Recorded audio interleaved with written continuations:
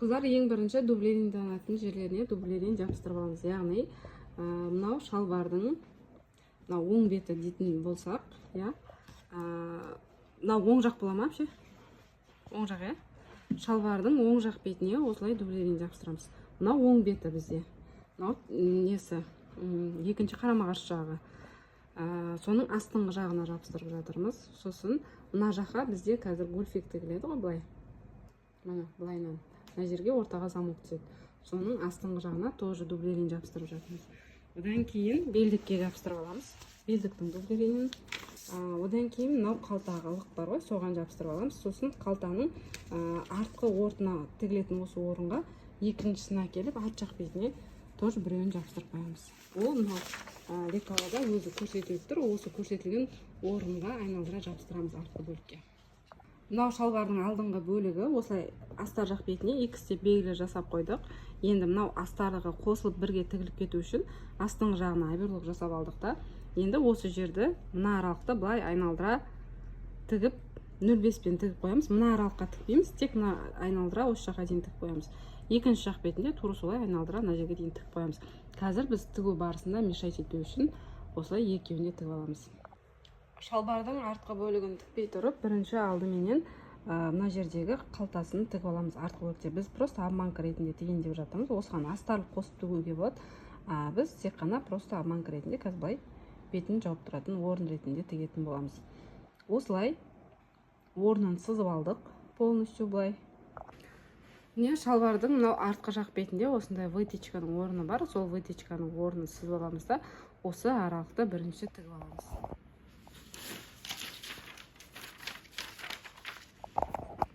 Мына жердегі вытечка бар. Осы вытечканы осылай кесіп тастап, мына жерге парақты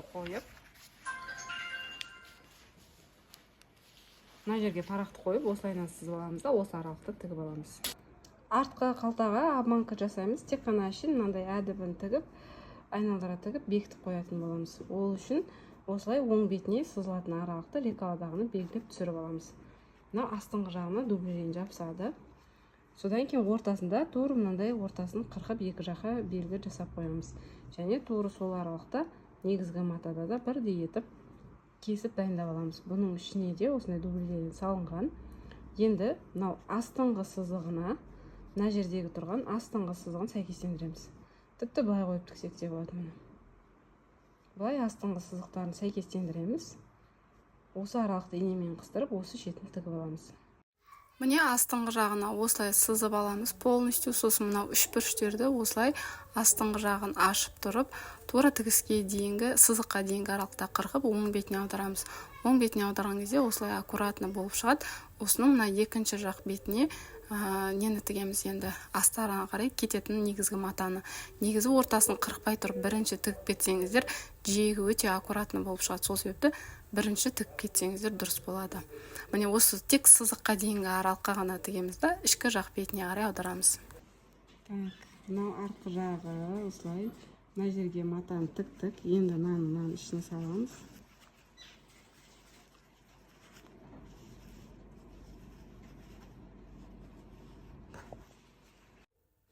Міне ішкі жақ бетіне аударғаннан кейін мына бұрышындағы үшбұрыш болып тұр ғой, сол үшбұрыш болып тұрған детальді арғы бетіне қарай аударамыз да, тура мына жапырақшаны жоғарғы жағына қарай тігіске жақындатып, осы аралықты екі шетіне инемен қыстырып аламыз астыңғы жақ бетінен.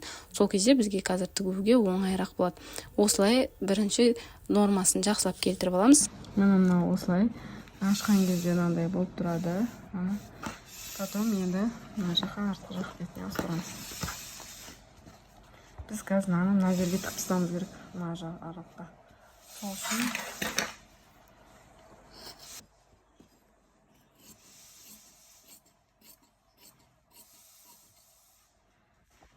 айналдыра оверлок саламыз осыған. Енді мынаны полностью оверлок саламыз.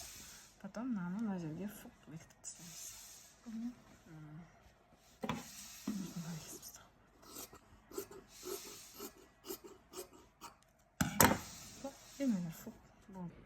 Мынау бізде қалтаның астыңғы жағына осылай тігеміз.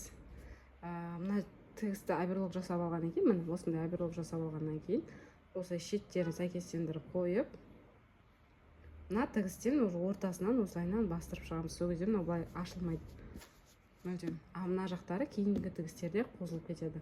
Осылай жасап аламыз. Мынау негізгі матаның оң бетіне астарды осылай оң бетіне беттестіріп, мына аралықты 0,5 см-ден тігіп аламыз. Қыздар, қараңыздар, мына жерде астыңғы жағын осылай тігіп алдық. Тек астыңғы жағын ғана ашып отырып, мынаны былай ашып отырып, мына жерді тігіп аламыз. Мына аралықты сосын үтіктеп жақсылап. Одан кейін барып, мынау астыңғы жағын қосып тігеміз. Мына қалталық ретінде тек астыңғы жағын, астыңғы қалтасын осылай қосып айналдыра тігеміз. Мынаның жиегін сосын айберлок жасап аламыз. Мына мынау екінші қалта. Мына астыңғы жағын тіккенбіз мына жерде. Енді мына жақ бетіне просто ен әкеліп қоямыз астарын. Мынау негізгі мата тігілген жағы шет жағына келеді. Жиегін айналдыра тігіп шығамыз. Тура мына секілді етіп. Сосын жиегін айберлок саламыз. Мына жерде тура осылай, мына жерде бізде тігілетін тігіс болады. Айналдыра 1 см арақашықтан, сол 1 см арақашықтан мынаны үтіктеп аламыз. Одан кейін мынау негізі қайырылған жерден бастап, мына жақ бетін, екінші жақ бетін тура солай үтіктеп аламыз. Мынау оң жақ беті, мынау сол жақ беті болады.